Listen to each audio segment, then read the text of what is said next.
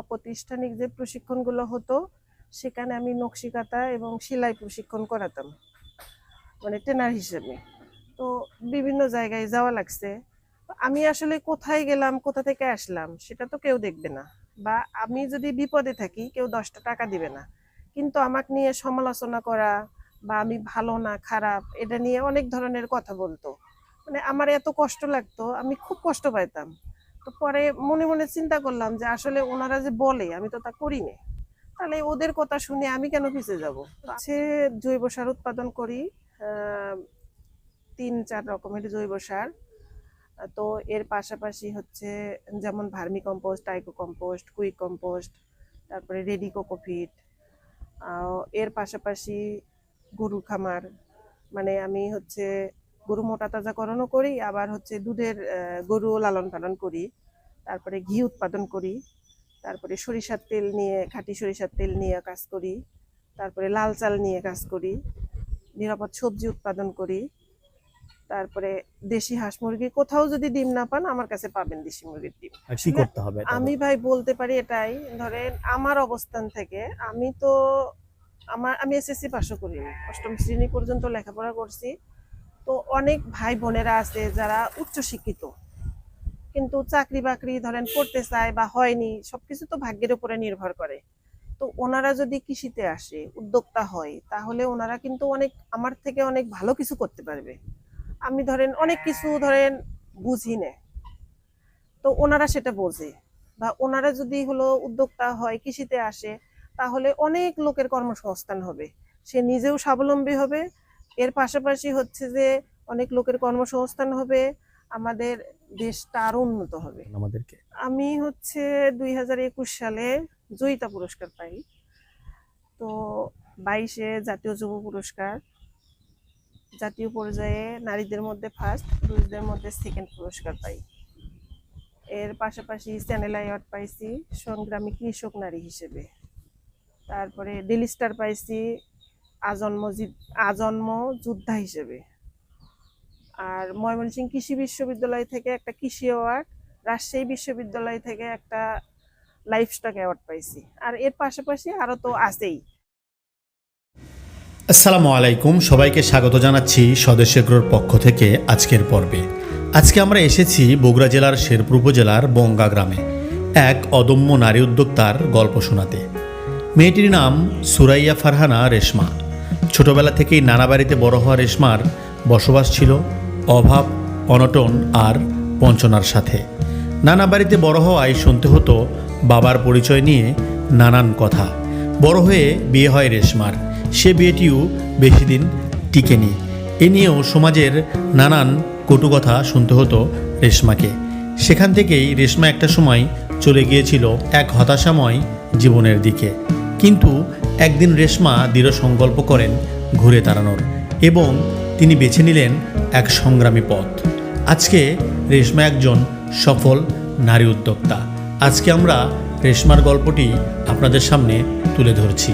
আশা করছি পুরোটা সময় জুড়ে আপনারা আমাদের সাথেই থাকবেন। রেশমার এই জয়যাত্রা শুরু হয়েছিল আজ থেকে প্রায় 10 বছর পূর্বে। মাত্র একটি গরু আর একটি ছাগল দিয়ে তার খামার শুরু হলেও আজ তিনি হয়েছেন দেশের অন্যতম সফল নারী উদ্যোক্তা।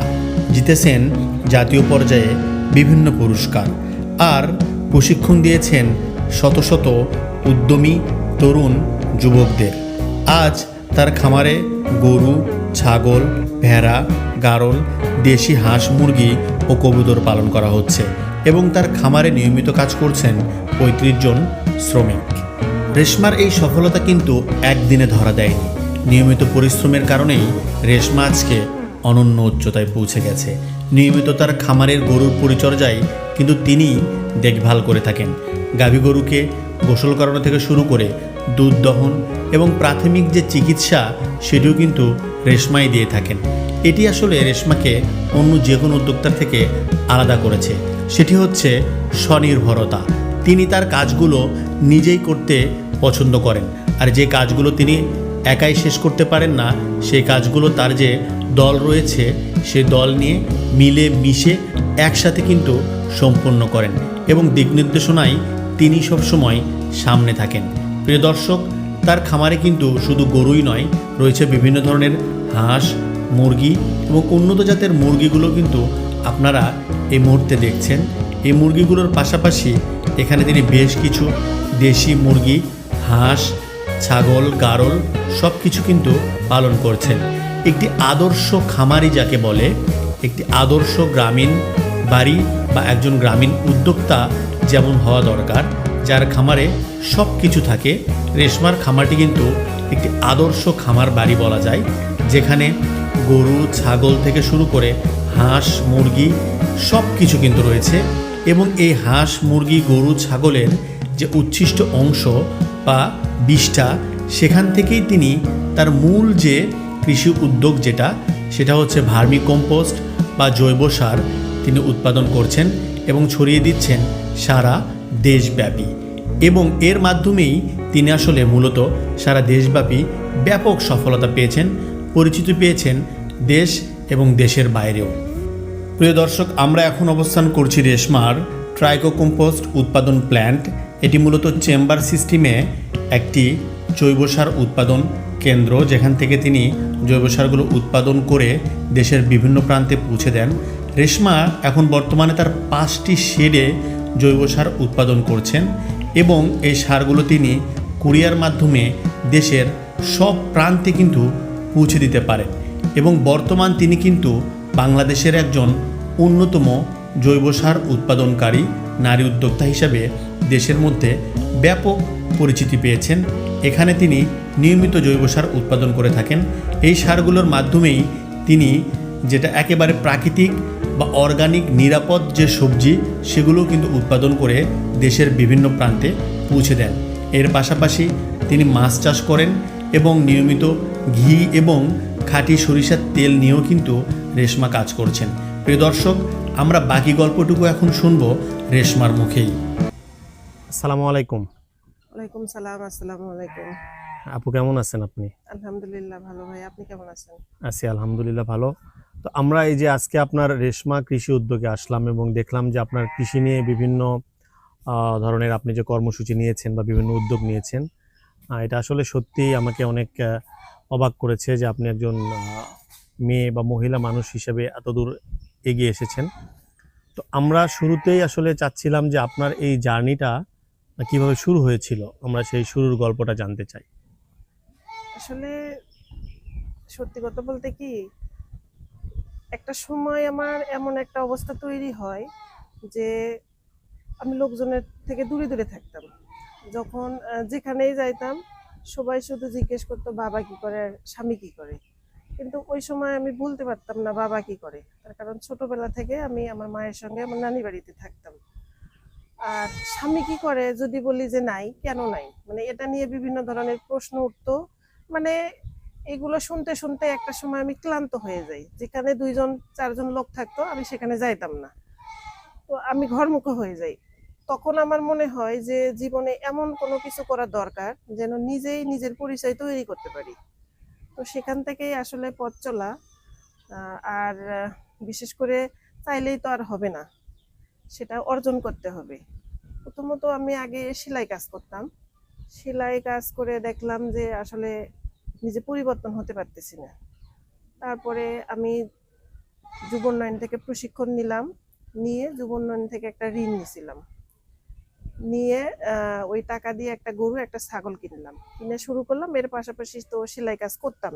আচ্ছা, সেটা কত সালে শুরু হয়েছিল? আসলে সেলাই কাজটা করতাম আমি 10 সালে, 9 সালে এরকম। আচ্ছা আচ্ছা। তারপরে 2014 সালে এসে আমি যুব উন্নয়নের সাথে পরিচয় হয়। যুব উন্নয়ন থেকে একটা 7 দিনের প্রশিক্ষণ নিই প্রথমবার। নেওয়ার পরে ওদের সাথে একটা সম্পর্ক তৈরি হয়। পরে আমি অধিদপ্তর থেকে একটা প্রশিক্ষণ নেই, নিয়ে সেখান থেকে হচ্ছে একটা ঋণ নেই, নিয়ে সেই টাকা দিয়ে একটা গরু, একটা ছাগল কিনে শুরু করলাম। পরবর্তীতে যুব উন্নয়ন আমাকে অনেক সহযোগিতা করছে অবশ্য। তো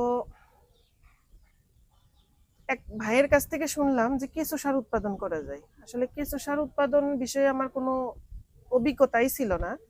তখন আমি হচ্ছে যে শুরু করতে গেলে প্রথম পর্যায়ে রিং লাগবে, মানে যেটা হলো টয়লেটের জন্য ব্যবহার করে রিংগুলা, ওই রিংগুলা। তো আমি কিনবো, আমার তো কোনো টাকাই নাই, কি দিয়ে কিনবো? তখন আমি ইউনিয়ন পরিষদের চেয়ারম্যানের সঙ্গে কথা বলে ওখান থেকে 8টা রিং নিই, নিয়ে মাটির উপরে সেট করে কলার মানে তালে পাতা আর পলিথিন দিয়ে ঘর বানাই। বানায়া ওই ভাই আমার ফ্রিতে একটু কেঁচো দেয়, ওই কেঁচো থেকে আমি হলো কেঁচো সার শুরু করি। তো সেখান থেকে শুরু করে তারপরে আস্তে আস্তে এখন আমার বর্তমানে 5টা শেড, এখন প্রায় অনেক সার উৎপাদন করি। আমার প্রতিষ্ঠানে অনেক লোকজন কাজ করে। আমার একটা গরু খামার আছে, ছাগল, ভেড়া, গাড়ল, তারপরে দেশি হাঁস, মুরগি, কবিতর, নিরাপদ সবজি চাষ করি, মাছ চাষ করি। মোটামুটি কৃষির যা কিছু আছে একটু একটু করে করার চেষ্টা করি। তো আপনার এই যে এই জার্নিটা যেটা আপনি বললেন যে দীর্ঘ প্রায় তাইলে আমরা ধরে নিচ্ছি প্রায় 10 বছরের মতো, জি। হ্যাঁ। তো এই পথ পাড়ি দিতে আপনাকে আসলে কতটা পরিশ্রমী বা কতটা সততার আসলে সাথে আমি করতে যখন হয়েছে? প্রথমে শুরু করি কেঁচো সারটা, আমাদের সমাজে মেয়ে মানুষ একা চললে বোঝেন তো কত মানে সমস্যা। একটা সময় আমি হচ্ছে যুব উন্নয়নের কিছু প্রশিক্ষণ করাতাম।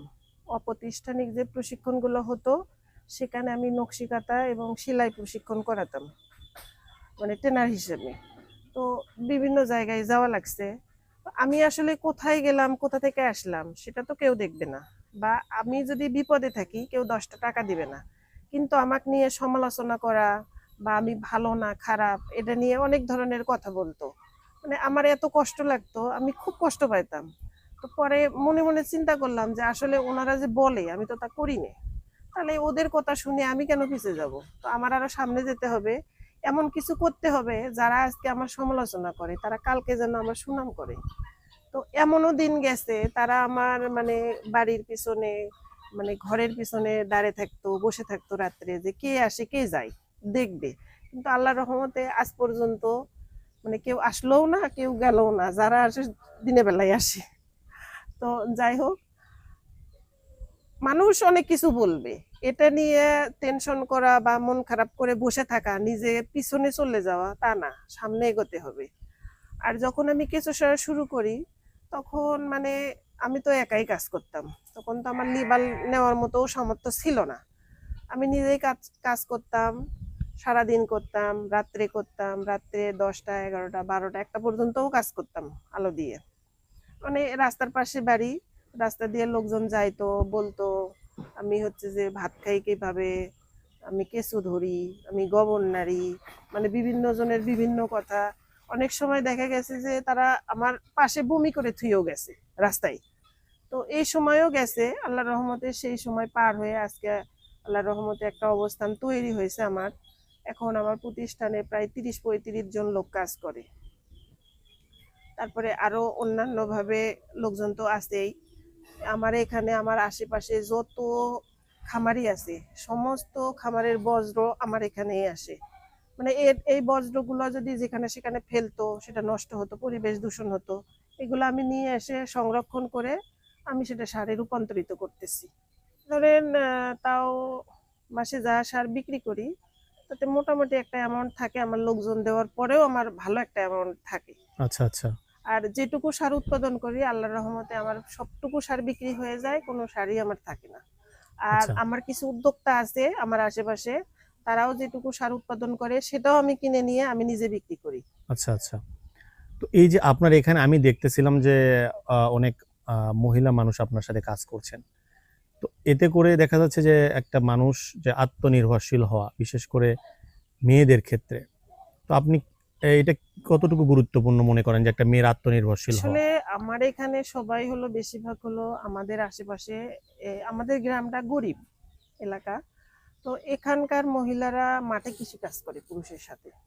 দেখা যায় যে আমাদের গ্রাম থেকে 4-5-6 কিলোমিটার দূরে যায় কাজ করতে, কাজ করে। তো আমার এই কাজটা এখানে শুরু করাতে এখানে যারা কাজ করতেছে তাদের আর দূরে যাওয়া লাগতেছে না। মানে এখানে বৃষ্টি হোক ঝড় হোক, এই যে আবহাওয়া খারাপ তারপরেও লোকজনের কাজ চলছে। তো সেক্ষেত্রে মানে তাদের অনেকটা ফ্যামিলি আছে, তারা পুরো ফ্যামিলি আমার এই মানে আমার এখানেই নির্ভরশীল। হুম হুম। যে আপারা ভাবিরা কাজ করে তাদের উপর পুরো পরিবারটাই নির্ভর করে এখানে। এখান থেকে যে টাকা পায় সেটা দিয়েই তাদের পরিবার চলে। তো আচ্ছা। আরো অনেক কাজের লোকের আগ্রহ আছে, মানে আমাদের গ্রামের এবং বাহিরের। আসলে যত লোকের কাজের চাহিদা, মানে অনেক লোক আসে আমার কাছে কাজের জন্য। হুম। আসলে আমার ক্যাপাসিটি নাই যে আমি তাদেরকে কাজ দিব, তবে আমার জায়গা আছে। আমি যদি আরো মানে বাড়াতে পারি কার্যক্রম, তাহলে আমি আরো লোকের কর্মসংস্থান করতে পারবো ইনশাল্লাহ। চেষ্টা করতেছি, মানে আমার যতটুকু সাধ্য আমি চেষ্টা করতেছি। আচ্ছা, আচ্ছা। আমি সেটাই বলতেছিলাম যে এই একজন নারীর আপনার হচ্ছে অর্থনৈতিকভাবে স্বাবলম্বী হওয়াটা আসলে কতটা গুরুত্বপূর্ণ? আসলে এটা হলো খুবই গুরুত্বপূর্ণ। তার কারণ একটা মানে পরিবারে নারী পুরুষ দুইজনেই সমান। সেখানে ধরেন একটা পুরুষ বাইরে থেকে যে ইনকাম করে নিয়ে আসলো, ছেলে মেয়ে লেখাপড়া করা বা মানে আরো অন্যান্য খরচ ওই একজনের ইনকাম দিয়ে তো হয় না। সেক্ষেত্রে নারী যদি সংসারের কাজ কাম করার পরে যেটুকু সময় থাকে, সেইটুকু সময় যদি কাজে লাগায়, ইনকাম করে, তো ওই টাকাটা তো তার বাচ্চা কাচ্চার লেখাপড়া খরচ আরো অনেক কিছু হচ্ছে। সেক্ষেত্রে একটা মেয়ে মানুষ যদি মাসে 5,000 টাকাও ইনকাম করে বা 2,000 টাকাও ইনকাম করে, তাহলে সেই পরিবারে শান্তি থাকে। যদি পরিবারে টাকা পয়সা না থাকে, অর্থনৈতিক সমস্যা থাকলে সংসারের মধ্যে অশান্তি থাকে বেশি। আচ্ছা, আচ্ছা। তো আপনার এখন এই যে রেশমা কৃষি উদ্যোগ থেকে আপনারা কি ধরনের সেবা বলেন বা কি ধরনের জিনিস তৈরি করছেন বা পাবলিকের কাছে সেটা বিক্রি করতেছেন? কি, কি আছে? আমি হচ্ছে জৈব সার উৎপাদন করি, 3-4 রকমের জৈব সার। তো এর পাশাপাশি হচ্ছে যেমন ভার্মি কম্পোস্ট, টাইকো কম্পোস্ট, কুইক কম্পোস্ট, তারপরে রেডি কোকোপিট। এর পাশাপাশি গরুর খামার, মানে আমি হচ্ছে গরু মোটা তাজাকরণও করি, আবার হচ্ছে দুধের গরু লালন পালন করি। তারপরে ঘি উৎপাদন করি, তারপরে সরিষার তেল নিয়ে, খাঁটি সরিষার তেল নিয়ে কাজ করি, তারপরে লাল চাল নিয়ে কাজ করি, নিরাপদ সবজি উৎপাদন করি। তারপরে দেশি হাঁস মুরগি, কোথাও যদি ডিম না পান আমার কাছে পাবেন দেশি মুরগির ডিম। আচ্ছা, আচ্ছা। আর তারপরে ভেড়া, গারল, মানে এগুলো আসলে একটা সময় আমি শখের বসে শুরু করছিলাম, আল্লাহ রহমতে এখন সেটা ব্যবসা হয়ে গেছে। তারপরে মাছ চাষ করি, আর নিরাপদ সবজি তো করি সবসময়। আচ্ছা, আচ্ছা। তো যারা বিশেষ করে আপনার মতো সুরাইয়া ফারহানা রেশমা হতে চায়, অনেক নারী উদ্যোক্তা বা অনেক শিক্ষিত তরুণ, তাদের উদ্দেশ্যে আপনি কি বলবেন যে আসলে কি আসলে করতে হবে আমি তাদের? ভাই বলতে পারি এটাই, ধরেন আমার অবস্থান থেকে আমি তো আমি এসএসসি পাশও করিনি, 8ম শ্রেণী পর্যন্ত লেখাপড়া করছি। তো অনেক ভাই বোনেরা আছে যারা উচ্চ শিক্ষিত, কিন্তু চাকরি বাকরি ধরেন করতে চায় বা হয়নি, সবকিছু তো ভাগ্যের উপরে নির্ভর করে। তো ওনারা যদি কৃষিতে আসে, উদ্যোক্তা হয়, তাহলে ওনারা কিন্তু অনেক আমার থেকে অনেক ভালো কিছু করতে পারবে। আমি ধরেন অনেক কিছু ধরেন বুঝি না, তো ওনারা সেটা বোঝে। বা ওনারা যদি হলো উদ্যোক্তা হয়, কৃষিতে আসে, তাহলে অনেক লোকের কর্মসংস্থান হবে, সে নিজেও স্বাবলম্বী হবে। এর পাশাপাশি হচ্ছে যে অনেক লোকের কর্মসংস্থান হবে, আমাদের দেশটা আরো উন্নত হবে। আচ্ছা। আর যদি কেউ আমার মতো জৈব সার উৎপাদন করতে চায়, আমি যে ধরনের কাজ করি সেইগুলো নিয়ে কাজ করতে চাই, যে কোনো সময় তারা আমার সাথে যোগাযোগ করতে পারে, আমার প্রতিষ্ঠানে এসে দেখতে পারে, চাইলে আমার কাছে প্রশিক্ষণ নিতে পারে। আমি হচ্ছে জৈব সারের প্রশিক্ষণ দিয়ে থাকি, এটা সম্পূর্ণ ফ্রি। এই পর্যন্ত আমার আল্লাহ রহমতে 64টা জেলায় আমার উদ্যোক্তা আছে। আমি 32টা ব্যাচ প্রশিক্ষণ করাইছি, সামনে আমার 33 ব্যাচের প্রশিক্ষণ আছে। ইনশাআল্লাহ যারা চাইবে আমার সাথে যোগাযোগ করবে, প্রশিক্ষণ নিতে পারবে, কোনো সমস্যা নেই। আচ্ছা, আচ্ছা। আর আপনার এখন পর্যন্ত আহ, দেশীয় বা আন্তর্জাতিক পর্যায়ে বা দেশের গণ্ডির মধ্যে আপনার অর্জনগুলো একটু আপনি বলেন আমাদেরকে। আমি হচ্ছে 2021 সালে জয়িতা পুরস্কার পাই। তো 22-এ জাতীয় যুব পুরস্কার, জাতীয় পর্যায়ে নারীদের মধ্যে ফার্স্ট, পুরুষদের মধ্যে সেকেন্ড পুরস্কার পাই। এর পাশাপাশি চ্যানেল অ্যাওয়ার্ড পাইছি সংগ্রামী কৃষক নারী হিসেবে। তারপরে ডেলি স্টার পাইছি আজন্ম যোদ্ধা হিসেবে।